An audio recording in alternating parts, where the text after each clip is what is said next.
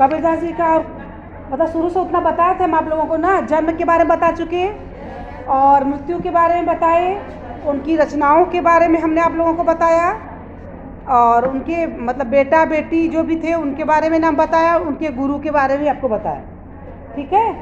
और एक क्वेश्चन और बनता है, कबीरदास जी क्या एक समाज सुधारक थे या कवि थे? तो सभी कबीरदास जी मतलब समाज सुधारक हैं या कवि हैं, क्या हैं, इसके बारे में पहले हम आप लोगों को बताना चाहेंगे। ठीक है। कबीरदास जी के बारे में कहा जाता है कि उनके समय में समाज में बहुत सारी बुराइयां फैली हुई थी और उन बुराइयों को सुधारने का कबीरदास जी ने पूरा का पूरा प्रयास किया। कबीरदास जी के समय में समाज में जैसे छुआछूत का भेदभाव, ऊंच नीच का भेदभाव और माला पूजन तो आज भी चलता है, इन सारी चीज़ों का भेदभाव चल रहा था पहले भी और आज भी चलता है बहुत सारी चीज़ों का। तो लेकिन कबीरदास जी ने अपने समय में समाज को सुधारने का बहुत सारा प्रयास किया। कहा जाता है कि कबीरदास जी ने हिंदू और मुसलमान दोनों को समझाया। हिंदुओं को समझाते हुए उन्होंने वे कहते हैं कि हिंदू आपन करे बड़ाई, गागर छून न दें और बेस्या के पायन तर सोवै, ई देखी हिंदुआई। ये पूरा अर्थ समझी? नहीं समझ पाई।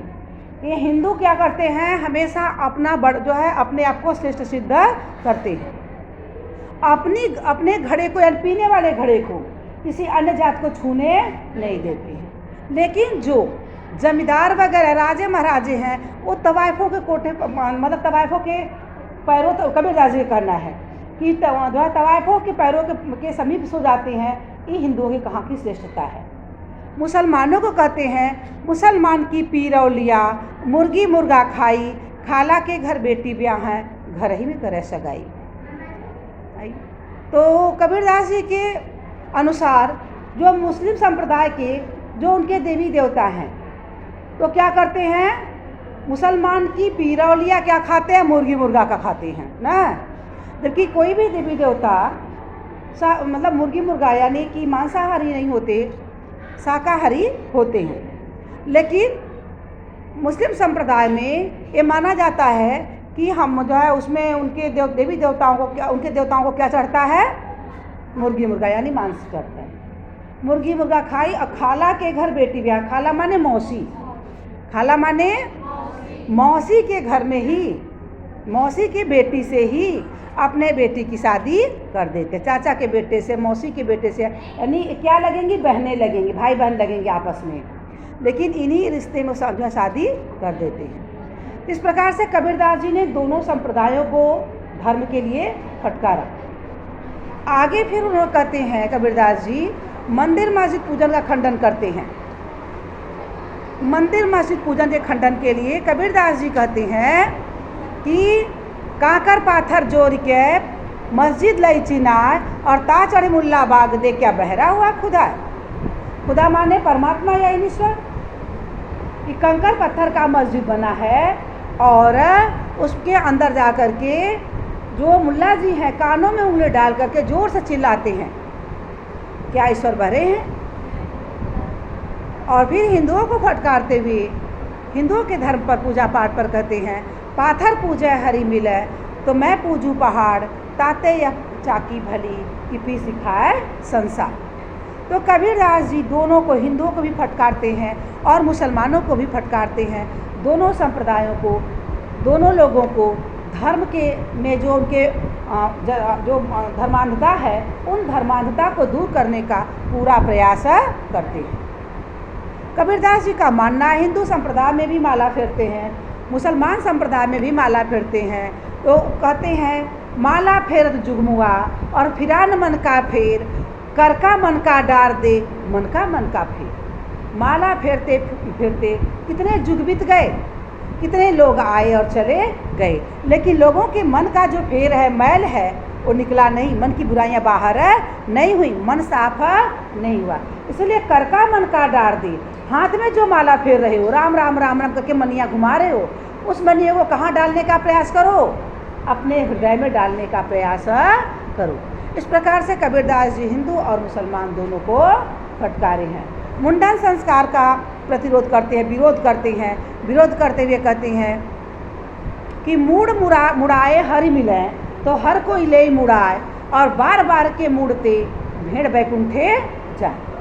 तो उनका कहना है कि अगर मुंडन संस्कार का विरोध किए हैं कि अगर सर को मुड़ाने से भगवान की प्राप्ति हो जाती। ये मुंडन संस्कार बच्चों के लिए नहीं है, ये मुंडन संस्कार संतों के लिए है। बहुत सारे संतों में को आपने देखा होगा जो सर मुड़ाए रहते हैं ना, मुंडे रहते हैं। जैसे बौद्ध धर्म में मुंडे रहते हैं, जैन धर्म में मुंडे रहते हैं, और बहुत सारे धर्मों में लोग मुंडे रहते हैं। तो इस सिर मुड़ने की बात पर उन्होंने कहा है कि अगर परमात्मा की प्राप्ति हमें सिर मुड़वा लेने से हो जाए तो हर व्यक्ति जो है मुड़ा सकता है। और यहाँ तक कि भेड़ का मुंडन तो बराबर होता रहता है, उसके बाल बढ़ते रहते हैं, लोग काटते रहते हैं। तो क्या जो भेड़ है वह बैकुंठ में नहीं पहुँच जाएगी? तो कबीरदास जी बहुत सारी चीज़ों पर समझाते हैं, बताते हैं। वे गुरु को सबसे श्रेष्ठ मानते हैं। किसको श्रेष्ठ मानते हैं? गुरु को श्रेष्ठ मानते हैं। गुरु के लिए कहते हैं गुरु गोविंद दो खड़े काके लागू पाए। गुरु और भगवान दोनों खड़े हैं तो मैं पहले किसका पैर लगूं? तो कहते क्या है, गुरु गोविंद दो खड़े काके लागू पाए, और बलिहारी गुरु आपड़े जो है गोविंद दियो बता। हे गुरुदेव, आपके ऊपर तो मुझे न्योछावर हो जाने का मन करता है। क्यों? क्योंकि आपने मेरा परिचय गोविंद से करवाया, ईश्वर से करवाया। 10th में भी आप लोग पढ़ी होंगी सतगुरु की महिमा अनंत, अरे उसमें है, इंटर में है, सतगुरु की महिमा अनंत अनंत किया उपकार, और लोचन अनंत उघाड़िया अनंत दिखाव रहा। और 10th में आपने पढ़ा है कि सतगुरु हम सूरी जिकर एक कहा प्रसंग, और बरसा बादल प्रेम का भीग गया सवय अंग। हमारे गुरुदेव जब हमारे ऊपर प्रसन्न हुए, सतगुरु हम सूरी जिकर, गुरुदेव जब हमारे ऊपर प्रसन्न हुए तो सतगुरु हम सूरी जिकर एक कहा प्रसंग, एक प्रसंग कहा, एक बात कही। क्या? बरसा बादल प्रेम का। और उनकी बात में इतनी मिठास थी, ऐसे लगा मानो अमृत तत्व की बरसात हो गई, और हमारा रोम रोम रोमांचित हो गया। अर्थात हमें परम ब्रह्म के दर्शन करने का मार्ग मिल गया, भक्ति का मार्ग मिल गया। इस प्रकार से कबीरदास जी बहुत सारे लोगों को, चाहे हिंदू हो मुसलमान हो, सबको समझाने का प्रयास किए हैं। कबीरदास जी के पढ़ने के लिए कहते हैं वेद शास्त्र धर्म, इन बातों के लिए उन्होंने भी कहा कि पोथी पढ़ पढ़ जुगमुआ पंडित भयानको, और 2.5 आखर प्रेम का पढ़े सो पंडित हो। बहुत सारे लोग बड़ी सारी डिग्रियां लेकर के हम बैठ गए, लेकिन कभी विद्वान नहीं हो पाए, पंडित नहीं हो पाए। और 2.5 अक्षर किसका है? प्रेम का है। जो प्रेम का पाठ पढ़ लेता है वह क्या हो जाता है? पंडित हो जाता है, क्योंकि प्रेम की भाषा लोगों को समझ में जल्दी नहीं आती, लोग नहीं पढ़ पाते हैं। एक बात कबीरदास जी बहुत जगह जगह लोगों को समझाए, बताए, समाज को सुधारने का प्रयास भी किए। और उन्होंने कहा कि उनके जो कबीरदास जी के जो ईश्वर थे वह दशरथ के पुत्र नहीं थे। कबीरदास जी के जो राम थे, वे हमने बताया था ना उस दिन आप लोगों को कि किस प्रकार से उन्हें राम नाम का मंत्र मिला था। बताया था कि गंगा घाट की सीढ़ियों पर जाकर के लेट गए थे। पहले किससे मांगे गुरु मंत्र? उन्होंने रामानंद से गुरु मंत्र मांगा, लेकिन गुरुदेव जो है उनसे कहा कि हमें दीक्षा दे दीजिए, लेकिन रामानंद स्वीकार नहीं किए। बोले मैं ब्राह्मण संप्रदाय का हूँ और तुम मुस्लिम संप्रदाय के हो। मैं ब्राह्मण हूँ, धर्म मेरा ब्राह्मण है, मैं हिंदू संप्रदाय हूँ, धर्म मेरा ब्राह्मण है, और तुम क्या हो? मुसलमान हो। तो मैं तुम्हें कैसे क्या जो है दीक्षा दे सकता हूँ? तो कबीरदास जी का मानना था कि जिन ढूंढा तिन पाइया, गहरे पानी पैठ, मैं बपुरा बूढ़न डरा रहा किनारे बैठ। ना जिसको ढूंढेंगे उसको हम अवश्य प्राप्त कर सकते हैं। जिन ढूंढा तिन पाइया, कहाँ? गहरे पानी पैठ। अगर हम खोजेंगे, परिश्रम करेंगे, तो जिनको हम ढूंढेंगे वह हमें अवश्य प्राप्त होगा। मैं बेचारा किनारे बैठा रह गया, मैंने नहीं खोजा ना, इसीलिए मुझे जो मिलना था वह नहीं मिल पाया।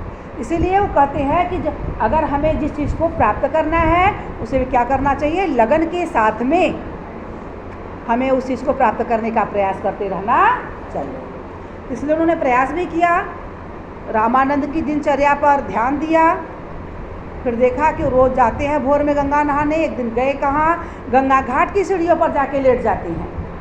और उसी गंगा घाट की सीढ़ियों पर जब उतरते हुए रामानंद चले आती हैं तो खड़ाओं की आवाज़ खटखट हो रही थी, लेकिन जब कबीरदास जी के सीने पर पैर पड़ा तो खट की आवाज़ नहीं हुई। रामानंद तुरंत अपना पैर पीछे खींच लेते हैं, और जब अपना पैर पीछे खींच लेते हैं उनको आभास हो जाता है कि हाँ कोई है। अपने ऊपर की सीढ़ी पे थे, नीचे की सीढ़ी पर कबीरदास जी थे, उठाते हैं, बोलते हैं बच्चा राम राम कह। अब कबीरदास जी का मुख और इनका कबीरदास जी का कान यानी सिर और रामानंद का मुख बराबर हो गया। गुरु मंत्र में यही होता है कि गुरु लोग कान में जो है गुरु मंत्र देते हैं। तो इस प्रकार से उन्होंने कहा बच्चा राम राम का, वही राम को राम नाम उन्होंने मान लिया, वही उनके राम इष्ट हो गए। लेकिन उन्होंने कहा कि राम नाम तिहु लोक बखाना, राम नाम का मरण न जाना।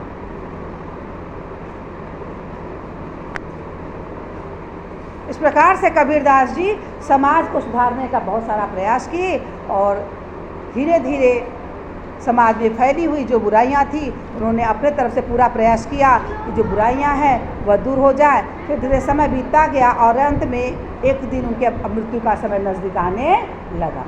समाज में उस समय व्याप्त था चारों तरफ कि जो काशी में मरता है उसे जो है मोक्ष प्राप्त होता है, जो मगहर में मरता है उसे क्या मिलता है, नरक मिलता है।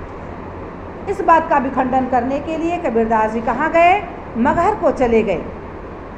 और मगहर जब पहुँचे कुछ समय तक मगहर में रहे और अंत में 1575 में उनकी मृत्यु हो जाती है।